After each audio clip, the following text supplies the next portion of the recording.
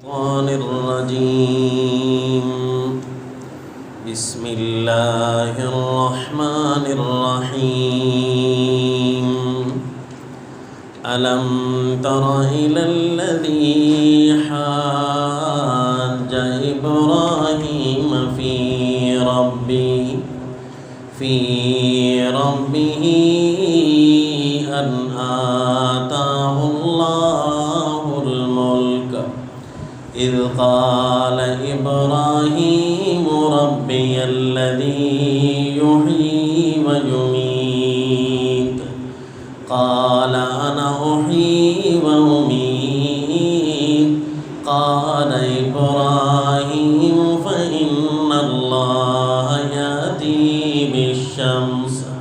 بالشمس من المشرق فأت بها من المغرب فبهت الذي كفر والله لا يهدي القوم الظالمين.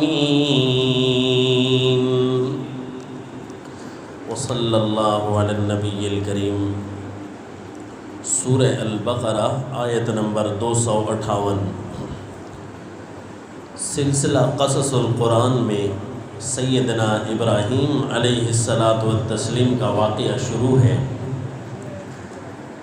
آپ کے واقعات کا سلسلہ کتاب اللہ میں کئی مقامات پر پھیلا ہوا ہے. گزشتہ واقعات میں ہم نے پڑھا تھا کہ پیارے ابراہیم علیہ الصلاۃ والتسلیم اپنے والد کے سامنے کس انداز سے خطاب کرتے ہوئے تبلیغ ارشاد فرماتے ہیں، کتنے ادب کا خیال کرتے ہیں، کتنے پیار سے گفتگو کرتے ہیں پیارے ابراہیم علیہ الصلاۃ والتسلیم. لیکن باپ نے دھمکیاں دیں اور گھر سے نکل جانے کا کہا. پیارے ابراہیم علیہ الصلاۃ والتسلیم دعائیں کرتے ہوئے وہاں سے نکلے کہ مجھے اللہ میرا راہ دکھائے گا. باپ نے اگرچہ گھر سے نکال دیا ہے تو اللہ کی توحید کی خاطر ہی تو تھا. رب کریم مجھے رسوا نہیں ہونے دیں گے. انی ذاہب الی ربی سیہدین، میں اپنے رب کی طرف جاتا ہوں، اللہ میری ضرور رہنمائی کرے گا.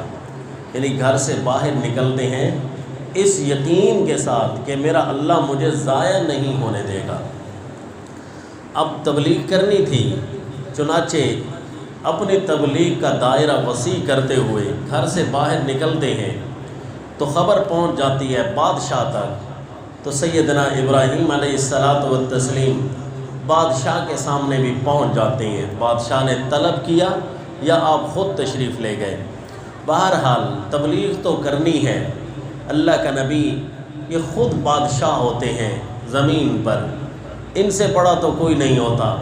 لہذا دنیا کے ہر کونے تک اپنے دائرہ نبوت کے ہر جز تک وہاں تبلیغ پہنچانی ہوتی ہے. جس طرح امام الانبیاء صلی اللہ علیہ وسلم رحمت للعالمین تھے، سارے جہان والوں کے لیے نبی تھے، تو لہذا اطراف عالم میں جتنی بڑی بڑی بادشاہتیں تھیں رسول اللہ صلی اللہ علیہ وسلم نے وہاں بھی تبلیغ پہنچائی ہے. اپنا اپنا طریقہ اختیار فرمایا، کہیں صحابہ کو بھیج کر تو کہیں ساتھ اپنے خطوط بھی روانہ کیے، بڑے بڑے بادشاہوں کی طرف خط بھیجے اور صحابہ کا وفد ساتھ بھیجا. اللہ کے نبی نے بھی تبلیغ یہی ارشاد فرمائی.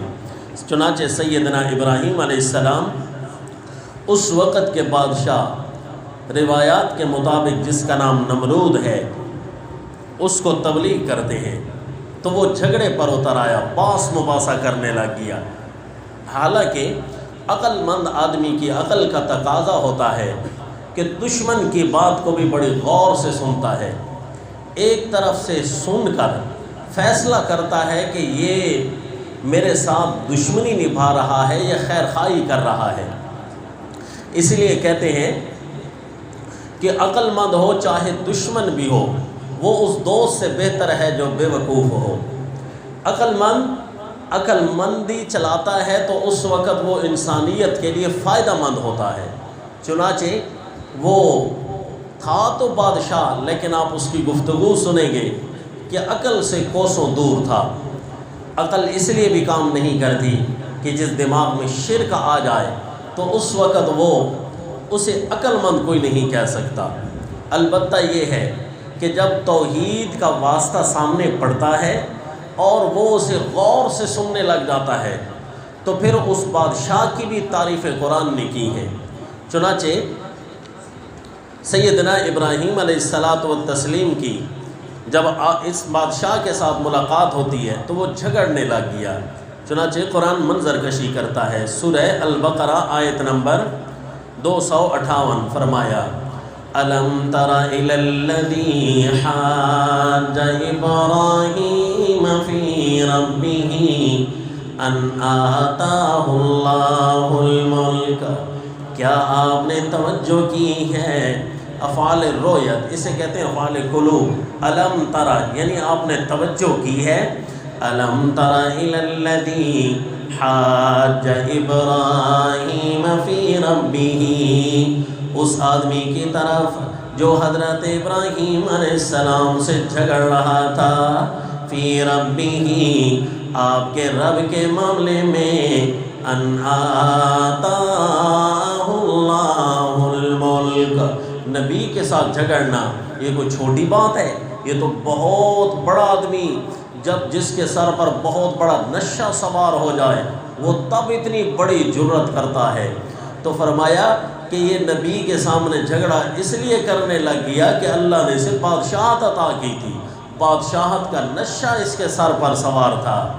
الم تر الی الذی حاج ابراہیم فی ربہ ان آتاہ اللہ الملک، اس لیے کہ اللہ نے اسے بادشاہت دی ہے۔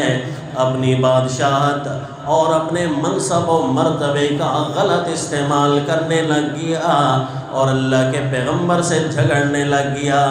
ایسے آدمی سے اللہ کی پناہ مانگا کرے کہ جو اپنے منصب اور مرتبے کا فائدہ اٹھا کر کسی آدمی کے ساتھ جھگڑا کرتا ہے تو یہ اپنے منصب اور مرتبے کا فائدہ اٹھا رہا تھا، حالانکہ سامنے کھڑی شخصیت کوئی عام تو نہیں ہے، اللہ کے پیغمبر ہیں سیدنا ابراہیم علیہ السلام۔ اپنے منصب کا اور اپنی طاقت کا غلط استعمال کر رہا ہے، جس طرح کہ قرآن کہتا ہے کہ ایک بادشاہ تھا اور اسے اپنی طاقت پر اتنا غرور ہوا کہ اللہ کے گھر کو گرانے آ گیا۔ الم تر کیف فعل ربک باصحاب الفیل الم یجعل کیدہم فی تضلیل وارسل علیہم طیرا ابابیل ترمیہم بحجارۃ من سجیل۔ کیسے کیا اللہ نے حشر ہاتھی والوں کا، الم یجعل کیدہم فی تضلیل، کیا ان کے نشے، کیا ان کی تدبیریں، کیا ان کی چالیں اللہ تعالیٰ نے ذلیل نہیں کر دی؟ اللہ نے ان کو غلط نہیں کر دیا؟ کیا یہ بادشاہت کا نشہ اس کے سر پر سوار تھا کہ اللہ کے گھر کو گرانے آ گیا تھا۔ اب یہ کہنے لگا سیدنا ابراہیم علیہ الصلاۃ والتسلیم کو، آپ کے رب کے معاملے میں جھگڑنے لگ گیا۔ سیدنا ابراہیم علیہ السلام پھر بھی اپنی نبوت کی زبان میں دلیل ارشاد فرماتے ہیں، لیکن دلیل دیتے ہوئے آپ نے اس کے منصب کا خیال رکھا، کیونکہ بادشاہ ہے تو لہذا عقل مند ہوگا، اس کے ساتھ اسی طرح گفتگو کی جائے جس طرح کسی بادشاہ کے ساتھ کی جاتی ہے۔ آپ نے اس کے منصب کا خیال کر کے آپ نے دلیل ارشاد فرمائی، اذ قال ابراہیم ربی الذی یحیی و یمیت، جب فرمایا ابراہیم علیہ السلام نے میرا رب تو وہ ہے الذی یحیی و یمیت، جو جان ڈالتا بھی ہے جان نکالتا بھی ہے، زندہ بھی کرتا ہے اور مردہ بھی کرتا ہے۔ حضرت ابراہیم علیہ السلام نے فرمایا یحیی و یمیت، بس اسی لفظ سے ستی آدمی تھا نا، عقل مند نہیں تھا، تو ستی گفتگو کو اٹھا لیا اور کہنے لگا اچھا اللہ زندہ بھی کرتا ہے اور اللہ موت بھی دیتا ہے، یہ کام تو میں بھی کر سکتا ہوں۔ قال انا احیی و امیت، کہنے لگا میں بھی تو ہوں جو زندہ کر سکتا ہوں اور میں بھی تو ہوں جسے موت دے سکتا ہوں۔ اگر جس آدمی پر موت کا فیصلہ ہو جائے میں چاہوں اسے رہا کر دوں، آزاد کر دوں، تو میں نے اسے زندہ کر نہیں دیا، میں نے اسے زندگی بخش دی ہے۔ اور جس آدمی کو چھوڑنا تھا اسے میں مار ڈالوں، ملک کے کسی آدمی کو پکڑ کر مار ڈالوں، تو موت و حیات تو میرے اختیار میں ہے، نعوذ باللہ۔ قال انا احیی و امیت، یہ بڑے بڑے لفظ اللہ کو ناپسند ہوتے ہیں۔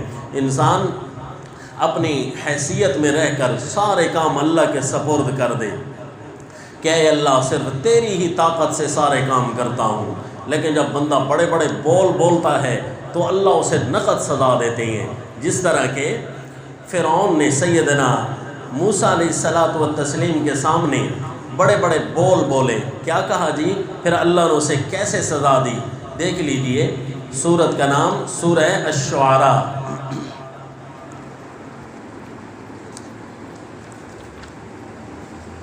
سورہ زخرف، سورہ زخرف 25واں پارہ، آیت نمبر 51۔ اب فرعون بڑے بول بولتا ہے، وَنَادَى فِرْعَوْنُ فِي قَوْمِهِ قَالَ يَا قَوْمِ أَلَيْسَ لِي مُلْكُ مِصْرَ وَهَٰذِهِ الْأَنْهَارُ تجری من تحتی افلا تبصرون۔ سورہ زخرف آیت نمبر 51، 25واں پارہ۔ فرعون کہنے لگا، اپنی قوم میں تقریر کرنے لگ گیا، کہنے لگا یا قوم، اے میری قوم، الیس لی ملک مصر، کیا میری بادشاہت مصر پر نہیں ہے؟ کیا میں مصر کا بادشاہ نہیں ہوں؟ کیا میری طاقتیں نہیں ہیں؟ وَهَٰذِهِ الْأَنْهَارُ تَجْرِي مِن تَحْتِي، اور یہ نہریں ہیں جو چلتی ہیں میرے حکم سے، افلا تبصرون، کیا تم دیکھتے نہیں ہو میری طاقتوں کو؟ کیا میں اتنا اچھا آدمی ہوں، میں اتنی طاقتوں والا آدمی ہوں، مجھے چھوڑ کر تم اس آدمی کے پیچھے کیوں چلتے ہو؟ ام انا خیر من هذا الذی هو مہین ولا یکاد یبین، کیا میں بہتر نہیں ہوں اس آدمی سے، نعوذ باللہ، جو ہمارا گھٹیا ہے، الیاذ باللہ، یعنی ہمارا غلام ہے، گھٹیا ہے، اس سے کیا میں بہتر نہیں ہوں کہ میری بادشاہت بھی ہے اور میرے حکم سے نہریں بھی چلتی ہیں، میں چاہوں تو زمین کا پانی موڑ دوں کہیں بھی، پورا مصر میرے تابع ہے۔ واضح بڑا بولنے کی دیر تھی، اسی پانی میں اللہ نے ذلیل کر دیا، اسی پانی میں اللہ نے غرق کیا۔ اب یہ بڑا بول رہا ہے، وزیر وزراء بھی سامنے بیٹھے ہیں سیدنا ابراہیم علیہ الصلوۃ والتسلیم کا مقابلہ کرنے کے لیے، کہتا ہے یہ موت و حیات کا نظام تو کوئی اتنی بڑی چیز ہے ہی نہیں، یہ تو میں بھی کر سکتا ہوں۔ بڑا بولتا ہے، انا احیی و امیت، میں بھی زندہ کر سکتا ہوں، میں بھی موت دے سکتا ہوں۔ اب جی اللہ تعالیٰ نے اسے نقد سزا دے دی، اسی محفل میں بیٹھے بیٹھے اللہ کے پیغمبر کا کون مقابلہ کر سکتا ہے؟ آپ نے تو پہلے دلیل دی تھی نا اس کا منصب کا خیال کر کے کہ چلو بادشاہ ہے، بڑی بات کرتے ہیں، اس کو بڑی چیز سمجھاتے ہیں، لیکن اس نے اپنے منصب کا اپنے زبان کے ساتھ اقرار کر لیا کہ میں گھٹیا ہوں، میرا دماغ کام کرنے والوں میں سے نہیں ہے۔ لہذا حضرت ابراہیم علیہ السلام نے بادشاہت کے منصب کو ہٹا کر ایک عام سے آدمی کو جو دلیل دی جاتی ہے وہ دلیل دی، فرمایا قال ابراہیم فإن اللہ یأتی بالشمس، فرمایا ابراہیم علیہ السلام نے کہ بے شک اللہ ہے جو لاتا ہے سورج کو من المشرق، مشرق سے، فأتی بہا من المغرب، سو لے آ تو مغرب میں سے۔ اتنا بڑا سورج ہے، دیکھ رہا ہے تو یہ سورج اللہ تعالیٰ کی طاقت سے چلتا ہے، اللہ اسے مشرق سے نکالتے ہیں، مغرب میں جا کر ڈوبتا ہے۔ اگر تیری طاقت ہے نا اللہ کے مقابلے میں تو تو اسے مغرب سے نکال کر لیا بجائے مشرق سے مغرب میں۔ فَإِنَّ اللَّهَ يَأْتِي بِالشَّمْسِ مِنَ الْمَشْرِقِ فَأْتِ بِهَا مِنَ الْمَغْرِبِ فَبُهِتَ الَّذِي كَفَرَ، کافر کا منہ لٹک گیا، بازی اور نقد بیزتی ہو گئی اسی محفل میں بیٹھے بیٹھے۔ بھئی اب کیا جواب دوں، یہ تو ایسی بات ہے عام سے آدمی کو بھی سمجھ آ گیا، اور منہ لٹک گیا، حیران ہو کر بیٹھ گیا۔ بھئی نبوت کی زبان کا کون مقابلہ کر سکے؟ فَإِنَّ اللَّهَ يَأْتِي بِالشَّمْسِ مِنَ الْمَشْرِقِ فَأْتِ بِهَا مِنَ الْمَغْرِبِ، جو اللہ کے دین کو خراب کرنے کی کوشش کرے اللہ اسے خراب کر دیتے ہیں۔ اس لیے دعا مشہور ہے کہ اللہم انصر من نصر دین محمد صلی اللہ علیہ وسلم واجعلنا منہم واخذل من خذل دین محمد صلی اللہ علیہ وسلم ولا تجعلنا منہم۔ اے اللہ جو تیرے دین کی اور محمد صلی اللہ علیہ وسلم کے بیان کردہ دین کی مدد کرے، اللہ تو اس کی مدد کر اور ہمیں بھی ان لوگوں میں سے بنا، اور جو محمد صلی اللہ علیہ وسلم کے دین کو ذلیل کرنے کے درپے ہو اللہ تو اس کو ذلیل کر۔ اب دیکھیں یہ دین کو خراب کرنے کی کوشش کر رہا ہے اور اللہ نے نقد سے ذلیل کر دیا۔ فَبُهِتَ الَّذِي كَفَرَ وَاللَّهُ لَا يَهْدِي الْقَوْمَ الظَّالِمِينَ۔ آگے اللہ نے قانون بھی بیان کر دیا کہ میرا قانون ہے، جو ظالم قوم ہوتی ہے، جو ظالم آدمی ہوتے ہیں، اللہ ان کے کام نہیں بننے دیتا، ان کی کام کو اللہ راستے میں ہی توڑ دیتا ہے۔ واللہ لا یہدی القوم الظالمین۔ کتنا بڑا بادشاہ ہے لیکن اپنے عقل کا استعمال نہیں کر رہا۔ ایک اور بھی بادشاہ کا تذکرہ قرآن کرتا ہے کہ جب وہ اپنے عقل کا استعمال کرتا ہے کہ توجہ دھیان سے نبی کی تبلیغ کو ایک دفعہ سن لیتے ہیں تو اللہ تعالیٰ ان کے عقل کی تعریف کرتے ہیں۔ مثلا یہ دیکھ لیجئے سورہ النمل آیت نمبر 28 اور 29۔ ملکہ بلقیس یہ بھی اپنے وقت کی بادشاہ تھی، سیدنا سلیمان علیہ السلام کی دعوت پر جھگڑنے نہیں لگ گئی بلکہ پہلے سوچا سمجھا سنا، تو اللہ تعالیٰ بھی اس کی تعریف کرتے ہیں۔ چنانچہ آیت نمبر 28 سورہ النمل میں فرمایا اذهب بکتابی ھذا فالقی الیہم ثم تول عنہم فانظر ماذا یرجعون۔ سیدنا سلیمان علیہ السلام نے ہدہد پرندے کو خط دیا، واقعہ انشاءاللہ اپنے مقام پر آئے گا۔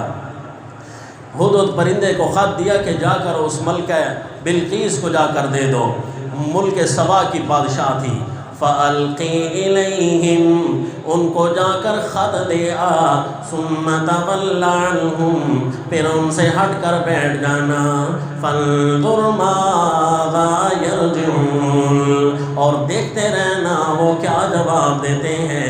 ہدہد پرندہ حکم لے کر خط لے کر وہاں سے اڑ کھڑا ہوا، حتیٰ کہ ملکہ بلقیس کے پاس جا کر جیسے ہی خط مبارک رکھاتا ہے قالت یا ایہا الملأ انی القی الی کتاب کریم انہ من سلیمان وانہ بسم اللہ الرحمن الرحیم۔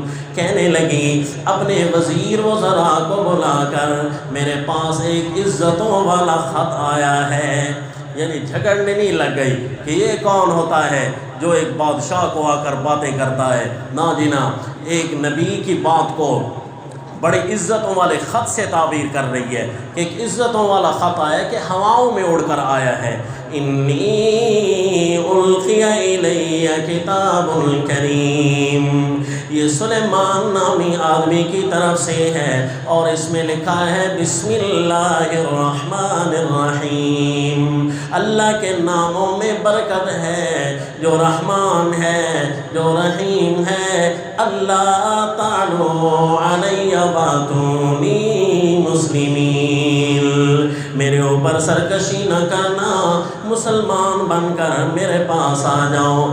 یا ایھا الملأ افتونی فی امری ما کنت قاطعۃ امرا حتی تشہدون، کہنے لگی اپنے وزیر وزراء کو مجھے مشورہ دو میرے معاملے میں کوئی اپنی حتمی رائے قائم نہیں کر سکتی جب تک تم میرے پاس بیان نہ کرو، جب تک تم بات نہ بیان کرو میں کوئی حتمی رائے نہیں دیتی، خواہ ایک آدمی کی تردید نہیں کرنی ہوتی۔ بازی اتنی بھی سمجھ اگر کوئی رکھے، اتنا بھی کوئی عقل کرے تو اللہ تعالیٰ اس کے لیے ہدایت کی راہ کھول دیتے ہیں۔ کیوں جی؟ کتاب اللہ، اللہ کا پیغام ذرا سی توجہ سے بندہ پڑھے، خالی الذہن ہو کر، اس طریقے سے نہیں کہ میں ایک بڑے احترام کو لے کر، کیونکہ احترام تو آئے گا اسلام کے بعد، احترام سے قبل صرف توجہ کرنے کی ضرورت ہے۔ یہ کتاب اللہ، کسی بھی اللہ کے پیغام کا اعجاز ہوتا ہے کہ اللہ تعالیٰ اس کے سینے کو منور کر دیا کرتے ہیں۔ اب یہ بادشاہ تھا، سن تو لیتا ہے ایک دفعہ لیکن نہ سنا جی، سیدنا ابراہیم علیہ الصلاۃ والتسلیم کے ساتھ ٹکر گیا۔ اب چونکہ لاجواب ہو گیا، کیس کوئی نہیں بنا سکتا تھا، چنانچہ حضرت ابراہیم علیہ الصلاۃ والتسلیم وہاں سے باہر تشریف لے آئے۔ اور قوم والوں کے بارے میں بھی آپ سن چکے ہیں کہ قوم والوں کو بھی پیارے ابراہیم علیہ الصلاۃ والتسلیم تبلیغ کر چکے تھے، لیکن تبلیغ کا ایک اور انداز جو سورہ الانبیاء میں اللہ تعالیٰ نے بیان فرمایا وہ کچھ یوں ہے کہ آئے قوم والوں کے پاس، بادشاہ کو تبلیغ ہو گئی، باپ کو بھی تبلیغ ہو گئی۔ سورہ الانبیاء آیت نمبر 51 دیکھیے جی۔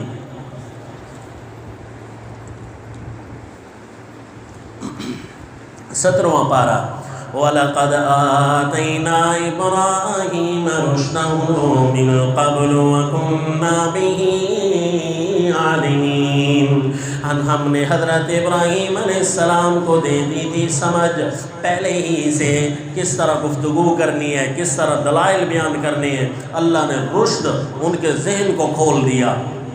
وَكُنَّا بِهِ عَالِمِينَ، ہم تھے حضرت ابراہیم کو جاننے والے کہ وہ کس شخصیت کے مالک ہیں۔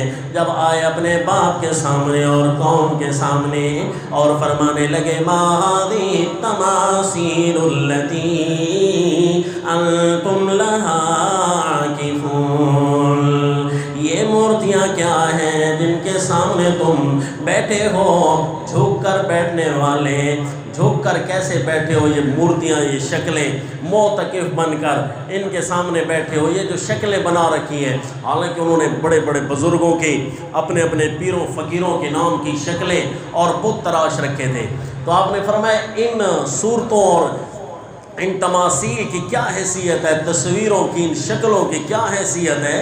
قالوا وجدنا آباءنا لها عابدین، کہنے لگے اور تو پتہ نہیں، ہم نے اپنے آباء و اجداد کو ان کی عبادت کرتے ہوئے پایا ہے، ہمارے آباء و اجداد ان کی عبادت کرتے گزر گئے، لہذا ہم بھی ان کے سامنے جھکے ہوئے ہیں۔ بس یہ، اور کوئی دلیل نہیں، کوئی تمہارا نفع کیا ہو، کوئی نقصان دیا ہو، کوئی طاقتوں کے مالک ہو، کوئی سنتے ہو، کوئی باتیں، کیونکہ تبلیغ تو پہلے بھی سن چکے تھے نا کہ حضرت ابراہیم علیہ السلام بار بار پوچھتے تھے هل يسمعونكم اذ تدعون، کیا یہ سنتے ہیں جب تم پکارتے ہو؟ تو کوئی جواب ہی نہیں تھا، بس یہی جواب تھا جی باپ دادا کا یہی دین ہے، اصل میں اور تو ہمیں کوئی پتہ نہیں، کوئی دلیل نہیں۔ آپ نے فرمایا قال لقد كنتم انتم وآباؤكم في ضلال مبين، تم بھی اور تمہارے آباء و اجداد بھی تھے کھلی گمراہی میں، گمراہ آباء و اجداد کے پیچھے چلو گے یا دلائل کے۔ قالوا اجئتنا بالحق ام انت من اللاعبین، کہنے لگے ابراہیم مذاق تو نہیں کر رہا ہمارے ساتھ، یہ کیا باتیں تو کر رہا ہے، کھیل رہا ہے، ہمارے آباء و اجداد کے دین کا انکار کر رہا ہے، یا واقعی کوئی سچی باتیں کر رہا ہے؟ پیارے ابراہیم علیہ السلام نے فرمایا میں کھیل نہیں رہا بلکہ میں تمہیں اپنے رب کا پیغام سنا رہا ہوں۔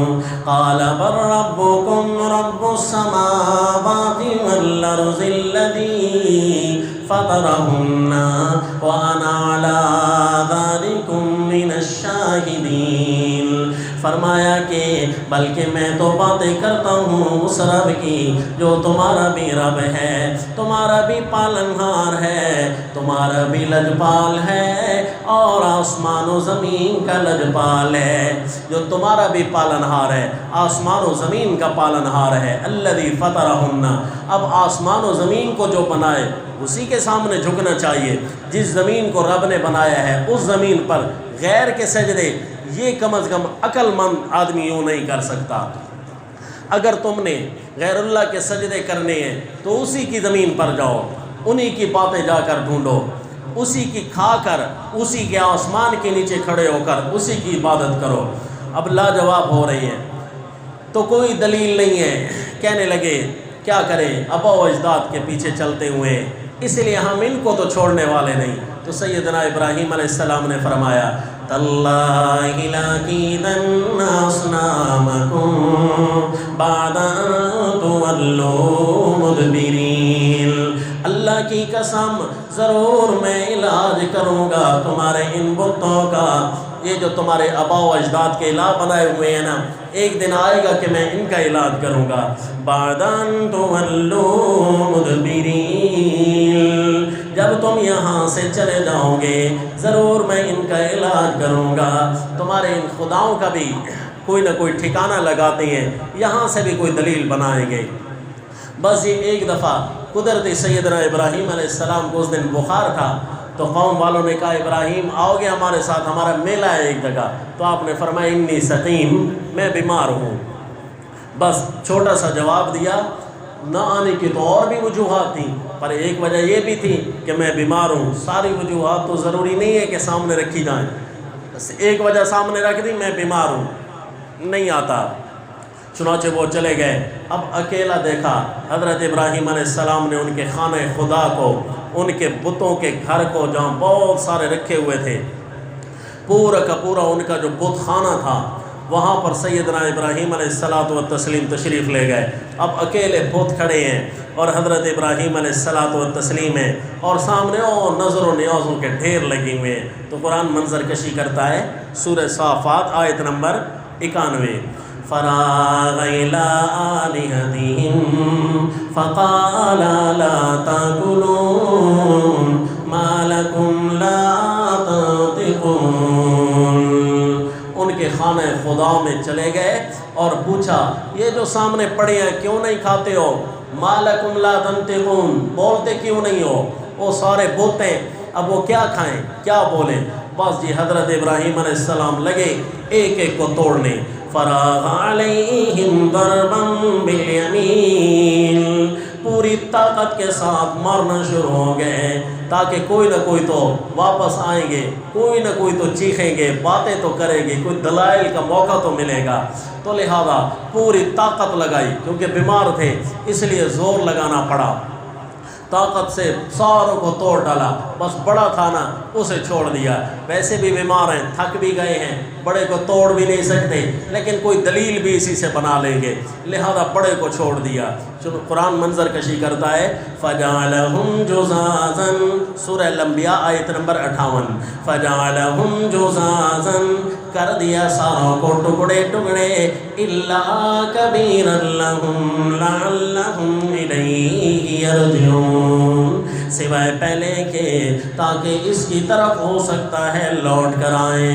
جیسے ہی سارے آئے نا، سارے ان کے لجپال پالنہار، ان کے غریب نواز سارے ٹوٹے ہوئے پڑے ہوئے ہیں، صرف ایک ہے جو کھڑا ہے۔ تو حیران ہو کر کہنے لگے اتنی بڑی گستاخی کس نے کی؟ من فعل هذا بآلهتنا انه لمن الظالمین، کہنے لگا جس نے کیا ہے ہمارے خداؤں کا یہ حشر، یقیناً وہ بڑا ظالم ہے جس نے یہ کام کیا ہے۔ اب ایک دوسرے سے پوچھنے لگے کون کر سکتا ہے؟ تو کہنے لگے بھائی یہ جرأت اور کسی کی نہیں ہے، ایک نوجوان آیا ہوا ہے، وہ ہمیشہ اسی کے پیچھے پڑا رہتا ہے۔ سمعنا فتى يذكرهم يقال له ابراہیم، ہم نے ایک نوجوان سنا ہوا ہے جو ہمیشہ ان کے پیچھے پڑا رہتا ہے، یقال له ابراہیم، اسے ابراہیم کہتے ہیں۔ بس یہ اسی کا ہی کام ہوگا، ساروں کے ذہن میں یہی گیا۔ اب کہنے لگے اچھا اتنی بڑی گستاخی، فاتوا بہ علی اعین الناس لعلہم یشہدون، لے کر آؤ اسے لوگوں کے سامنے تاکہ وہ بھی دیکھیں کیا حشر ہوتا ہے ایسے آدمی کا۔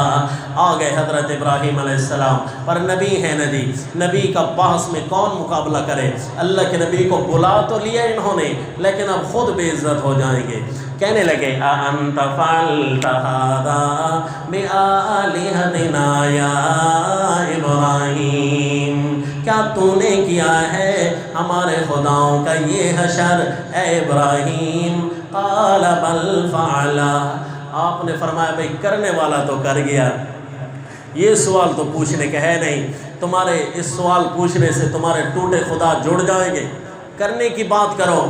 اب یہ کرنے والا جو تھا وہ تو کر گیا، سوال جو ہے سوچنے کا وہ یہ ہے کہ کبیرہم ھذا، بڑا یہ بھی کھڑا ہے، ٹوٹے ہوئے یہ بھی پڑے ہیں، فاسألوہم، اگرچہ ان کو توڑ دیا گیا ہے اور کچھ نہیں کر سکتے تو بول تو سکتے ہوں گے، ان سے پوچھ لو ان کانوا ینطقون، اگر یہ ٹوٹے ہوئے خدا بول سکتے ہیں تو ان سے پوچھ تو لو۔ کبیرہم ھذا، بڑا یہ بھی کھڑا ہوا ہے جو تمہاری ڈوبتیاں پار لگاتا ہے، جو تمہاری کھوٹی قسمتوں کو کھڑا کرتا ہے، یہ بڑا کھڑا ہے نا، یہ ساری چیزیں دیکھ رہا ہوگا، کس نے کیا یہ کام؟ فرجعوا الی انفسہم، اب ساروں نے چھوڑ دیا حضرت ابراہیم علیہ السلام کو اور ایک دوسرے کی طرح متوجہ ہونے لگ گئے، خود سوچنے لگ گئے کیا جواب دے۔ اب یہ پوچھتا ہے کہ اس کو پوچھو ان سے ٹوٹے ہوئے خداؤں سے بلواؤ۔ اب ہم نے اس کو بلا تو لیا ہے، تیاری تو ہم نے کی نہیں ہے، بلا تو ہم نے لیا ہے، اب یہ نہیں سوچا کہ یہ آ کر مزید بے عزتی کرے گا، ہمارے پاس کیا جواب ہوگا، اس کی باتوں کا جواب تو ہمارے پاس ہے نہیں، اب کیا کریں، غلطی تو ہم سے ہو گئی، اسے بلانا نہیں تھا۔ فقالوا انکم انتم الظالمون، ایک دوسرے کو کہنے لگے تم سے بڑی غلطی ہو گئی ہے، کیوں بلایا ہے لوگوں کے سامنے سے؟ ثم نکسوا علی رؤوسہم لقد علمت ما ہؤلاء ینطقون، پھر اپنے سروں کے بل نیچے ہو کر ایک دوسرے کے سامنے، اب اللہ کے پیغمبر کی آنکھوں میں آنکھیں نہیں ڈال سکتے، کیا جواب دیں، سر نیچا کر کے کہنے لگے لقد علمت، پتہ تو ہے نا تجھے، ما ہؤلاء ینطقون، یہ بولتے تو نہیں ہیں، پتہ تو ہے نا تجھے، روزانہ روزانہ ہمیں تنگ کرتے ہو، تجھے پتہ تو ہے نا یہ بولتے نہیں ہیں۔ یعنی جب بھی کوئی بد عقیدہ چڑھ کر اپنی دلیل بناتا ہے تو اسے یہ سوچنے کی، اس کے ذہن میں یہ بات نہیں آتی کہ اب آگے جواب کیا ملنے والا ہے۔ اب اپنی دلیل کو تو انہوں نے سوچا کہ آپ اس کو کہیں گے، لوگوں کے سامنے بے عزت کریں گے، ہمارے خداؤں کی تو توہین کرتا ہے، تو گستاخ ہے، یہ ہے وہ ہے، لیکن اگلے جواب کی تیاری ان کے پاس نہیں تھی کہ اب جواب کیا دیں گے۔ اگر اس نے پوچھ لیا کہ اچھا یہ تمہارے خدا بولتے کیوں نہیں ہے، ان سے پوچھو نا، توڑا کس نے ہے، تیاری نہیں تھی، تو اپنی غلطی پر بڑا شرمندہ ہونے لگ گئے۔ تو اب حضرت ابراہیم علیہ السلام کو موقع ملا، جس طرح کے بعض لوگ کتاب اللہ سے غلط استدلال کرتے ہوئے، آج بھی قدرتی مجھے ایک آدمی ملا، بڑا چڑھ کر حملہ کرنے لگا، سوال کرنے لگا اور کہنے لگا کہ دیکھو جی قرآن میں آیا ہے، قرآن کی بات کا انکار کرنا تو کفر کہلاتا ہے، قرآن میں لا تقولوا لمن يقتل في سبيل الله اموات بل احیاء، شہید زندہ ہوتے ہیں، یہ قرآن میں آیا ہے، آپ کیسے ان کو مردہ سمجھتے ہیں؟ اب بظاہر تو اس کے بات میں وزن ہے، کیونکہ کتاب اللہ کی بات کو کون رد کرتا ہے؟ تو ہم نے اسے عرض کیا کہ بھی بات تو آپ کی ٹھیک ہے، شہید زندہ ہوتا ہے، لیکن اگلی بات بھی تو آپ نے سمجھنی تھی، شہید کو کیا سمجھ کر پھر آپ دفن کرتے ہیں؟ شہید کو زندہ سمجھ کر دفن کرتے ہیں، پھر تو 302 ہوتا ہے۔ یہ شہید کو میت سمجھ کر دفن کیا جاتا ہے، کیا سمجھ کر نہیں؟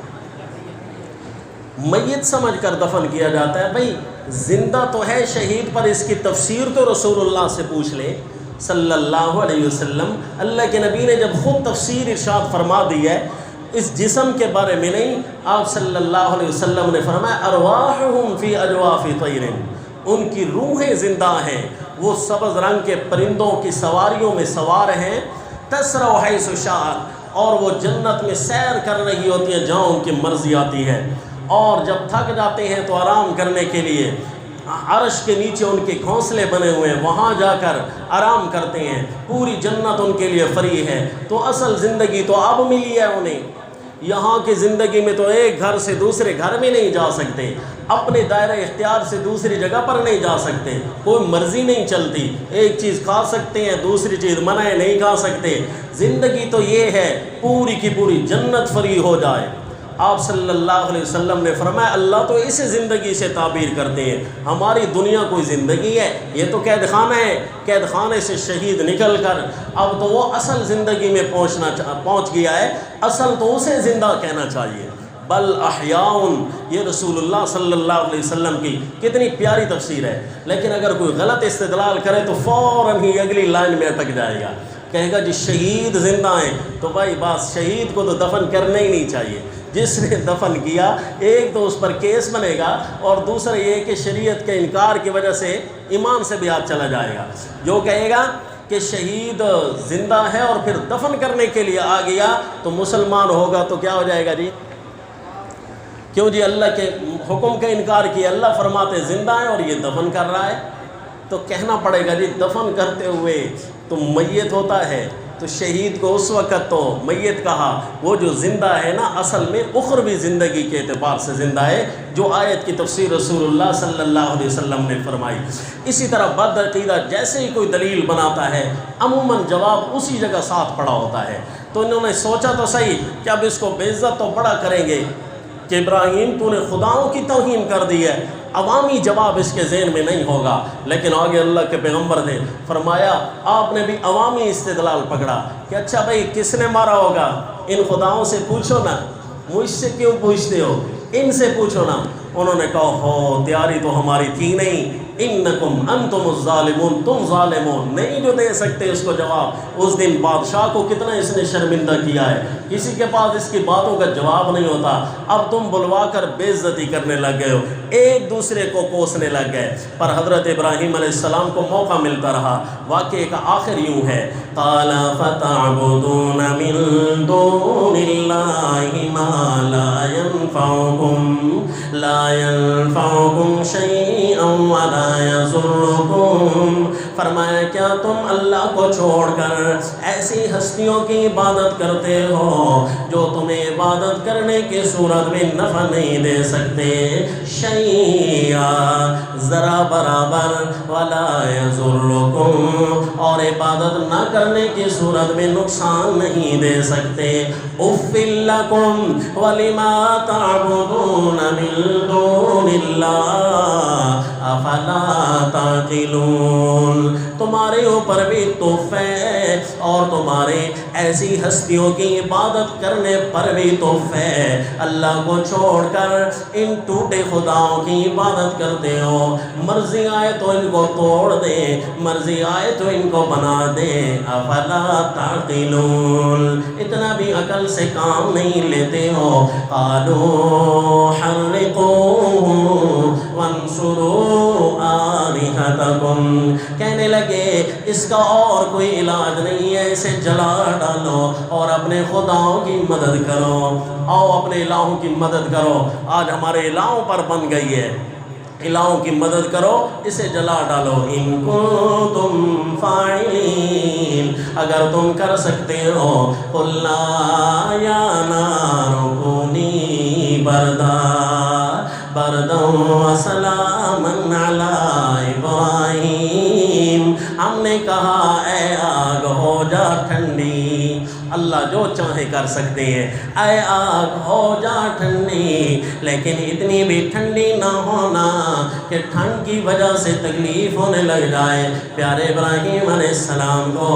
وسلاما علی ابراہیم، اور ابراہیم پر سلامتی والی بن جا، کیونکہ انبیاء پر ہمیشہ سلامتیاں ہی رہتی ہیں۔ قرآن میں لفظ ہے وَسَلَامٌ عَلَى الْمُرْسَلِينَ، انبیاء پر ہمیشہ سلامتیاں رہتی ہیں، ان پر ایسی تکالیف نہیں آتی جس سے ان کی جان کو خطرہ پڑ جائے۔ وَسَلَامًا عَلَى إِبْرَاهِيمَ، اور سلامتی والی بن جائے ابراہیم پر۔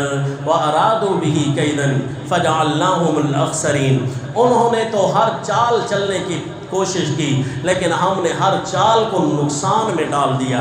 سیدنا ابراہیم علیہ السلام کے خلاف ان کی کوئی چال چل نہ سکی۔ یہ تھا اللہ کے پیغمبر کا واقعہ جب بادشاہ کے سامنے اور قوم کے سامنے آپ تبلیغ لے کر آئے۔ سلسلہ واقعات ابراہیم علیہ السلام کا جاری ہے انشاءاللہ آئندہ۔ وما علینا الا البلاغ۔ الحمد للہ رب العالمین الرحمن الرحیم مالک یوم الدین إياك نعبد وإياك نستعين اهدنا الصراط المستقيم صراط الذين أنعمت عليهم غير المغضوب عليهم ولا الضالين وصلى الله